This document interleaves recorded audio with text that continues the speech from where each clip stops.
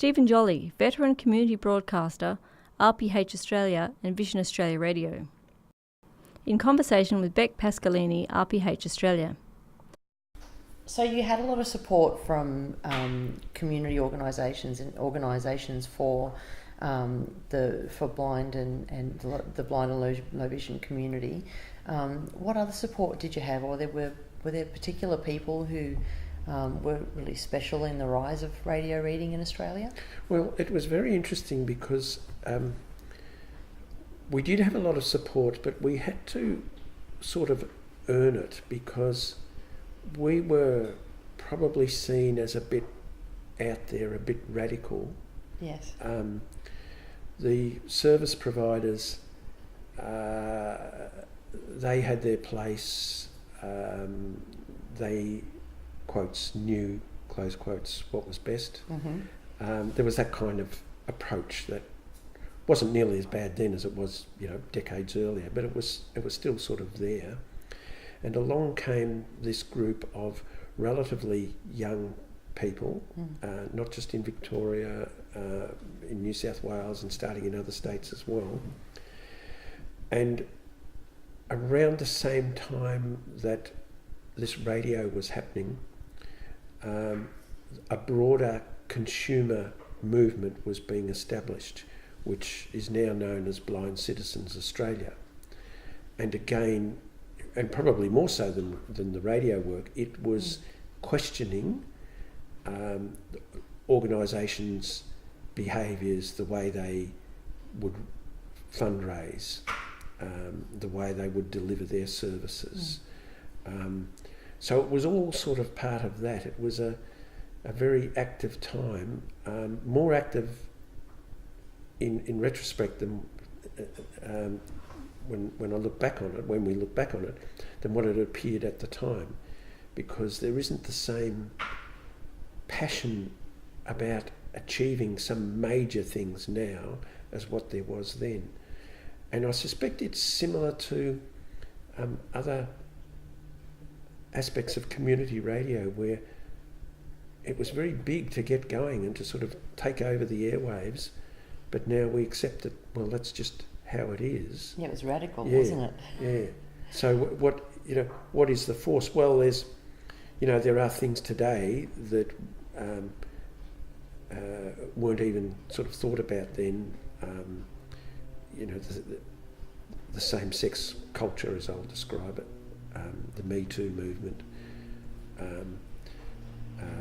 other issue, broader sort of disability rights, the rights of refugees, those sorts of things have become more to the front, though some of those were at the time, like certainly rights of refugees were, with all the people coming from Vietnam and other places. But there's sort of more definable issues rather than the broader thing about the people getting their say on the airwaves, or in our case, the broader thing of people who live blindness and low vision being able to have more direct and meaningful influence over the delivery of services. And also meaningful employment pathways. I mean, you yourself worked at, became Vision Australia Radio for many years, was it 15 years? Yes, that's right. It's a really long time. Yes, and even when I finished doing that, for the rest of the time, I had a role that, couldn't have been envisaged decades earlier, in terms of sort of leadership around our communications. Some people who are blind have worked, have had senior roles over the years, but there were more exceptions then. Still not enough, of course. So but it's better than it was.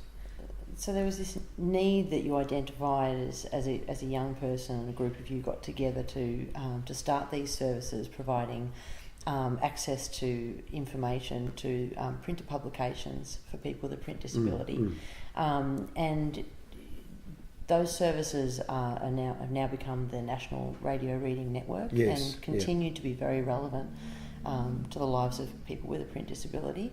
Can you talk maybe a little bit about that difference that you think that the radio reading movement has made? As I was growing up, I was fortunate where I had family and other friends who would read things to me from the newspaper.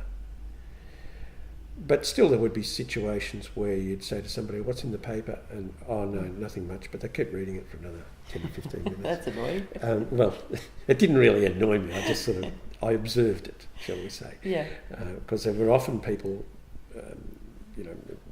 work friends even, who would say to me, "There's an article here you might be interested in, Stephen. You want to come around at lunchtime and I'll read it to you," or whatever.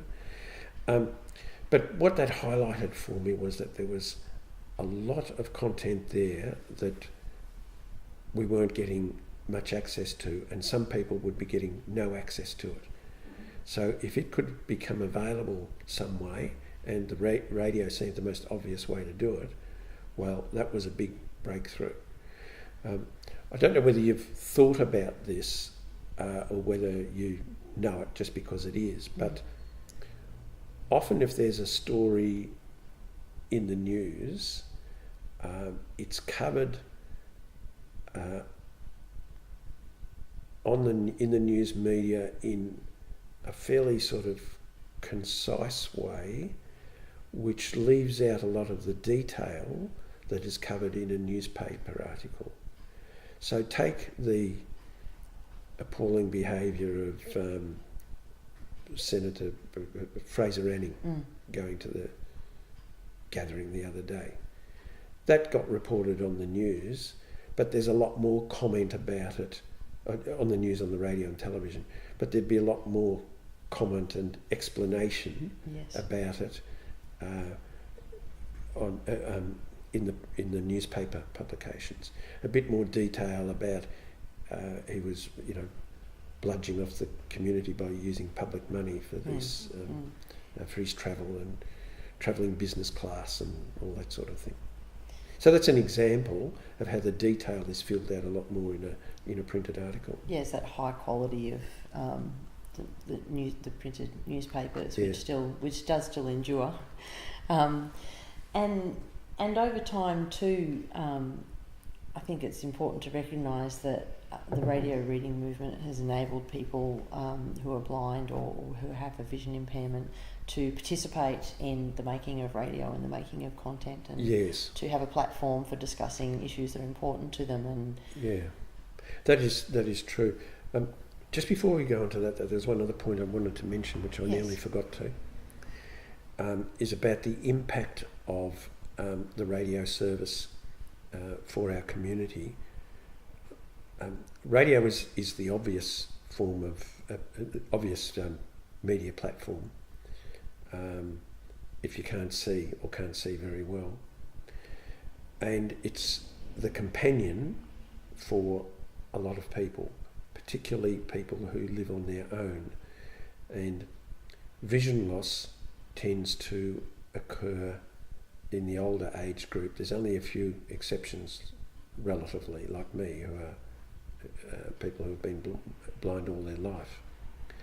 And so it tends to happen in the older age group. People are on their own, and it's not talked about a lot, but it is actually a valuable companion for people.